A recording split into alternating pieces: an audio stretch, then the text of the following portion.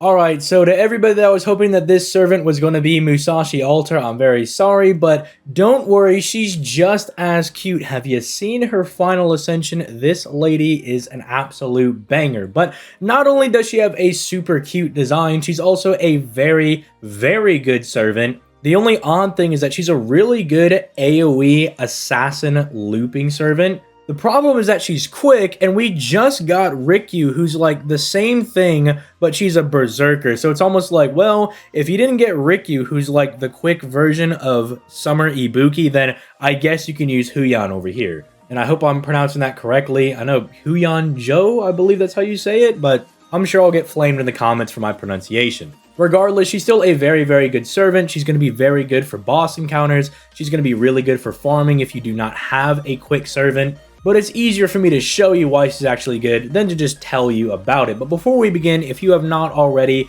make sure you leave a like on the video and you subscribe to the channel for that sweet daily FGO content. Also, every weekday around 6 p.m. Eastern Standard Time, I stream over on my Twitch. In fact, today we swapped it up a little bit. Instead of 6 p.m., we did 6 a.m. and we watched the JP live stream together. If you were there, shoutouts to you. If you weren't there, be there next time. Also, I have a little bit of a fun announcement. I guess it's fun for me. Your boy's actually started a new channel. Some of you guys have actually might have noticed that I used to upload some Yu-Gi-Oh content. Like I would try to double upload, but I found that it really wasn't working out super well, and I kind of want to separate the content. So in the description down below, the top of the description is the new channel that I made specifically for Yu-Gi-Oh content. If that interests you at all, please go drop a sub over there so we can get that channel off the ground. That's not going to affect the ZTL channel at all. You're still going to get daily FGO uploads. I'm just also going to be uploading over there as well. It's bonus content. Now, with all of that out of the way, let's go ahead and start talking about Huyan, starting off with her hits. And she's got some pretty decent hits on her. She's rocking a double quick and double buster deck, and she's actually very similar to Phantasm with her first skill. We'll get to that in a little bit, but it's very funny that I just talked about him, and she's got the same deck layout, and she's also got a very similar niche going for her. But since she's an assassin, she has dummy high star gen at 25.5%.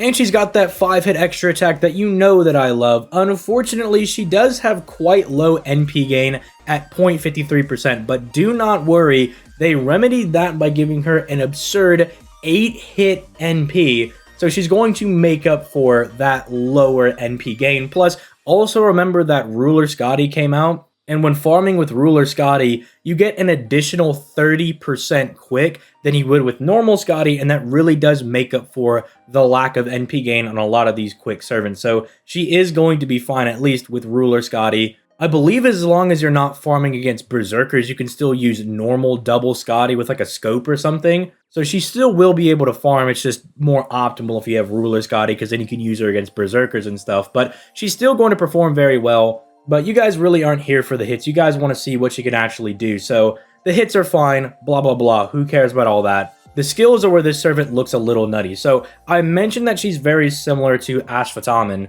And when you look at her first skill, you kind of see that. So she's giving herself a 30% quick and buster buff for 3 turns on a 6-turn cooldown. But like the boy Phantasm, these both have trigger effects. So before she attacks with the quick cards, these attack buffs proc before she actually does damage. Her quick cards get a bonus 20% star gen, and her buster cards get a bonus 20% crit damage. And again, those apply before the cards actually do damage. So not only is she going to be genning stars all over the place because her star gen is naturally really high, she has an AoE quick NP with dummy high hits, but even her quick cards themselves, after the quick buff that we got for the 7th year anniversary, are just going to be dropping an absurd amount of stars. You should be drowning in at least 50 stars every single turn. Like, she's going to pretty much top off the entire team. Whatever setup you're using, you're going to be flooded, especially if you're also using Ruler Scotty, who gen stars herself as well. Bottom of the line is everything you're going to be doing is going to be critting, which is why that buster effect is so good, because that pretty much says all of her buster cards just have extra bite to them now. They all just have bonus crit damage. It's actually a very ludicrous skill. And it starts her off really, really strong because this is going to be good for farming because she's getting the quick buff that's going to buff her NP gain.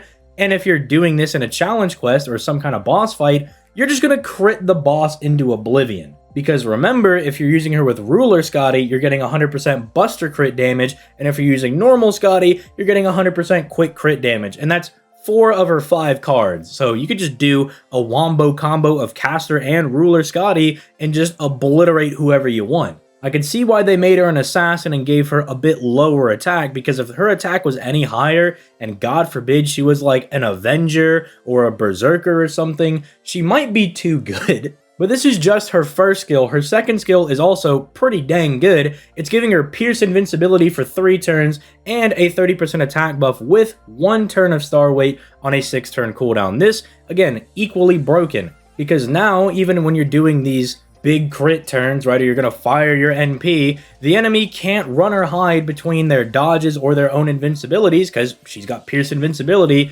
half the time, because this is on 3 turns on a 6-turn cooldown, meaning it's up half of the time. And you want it to be up most of the time because that attack buff is going to multiply into the card buffs on the first skill to give her even more damage. And then if you weren't just genning enough stars for everybody to be doing crits, she's got the star weight for 1 turn, but I doubt that's even going to matter because you should be flooded in just a sea of crit stars with this servant. There should be so many stars going around that you have no need for the star weight, but it does complement very nicely with her first skill because it allows her to kind of get around any defenses that the enemies might try to put to stop her, and it gives her a nice little double buff to complement her lower attack stats. So that way she's kind of double buffing herself, and if you don't know, different buff types in FGO actually multiply into each other to give you more damage. And so this is kind of making up for a lower attack stat. So again, skill 1, skill 2, really good. Skill 3, I'm not going to lie, when they announced this servant, I was like, just give her a 50% battery and call it a day. And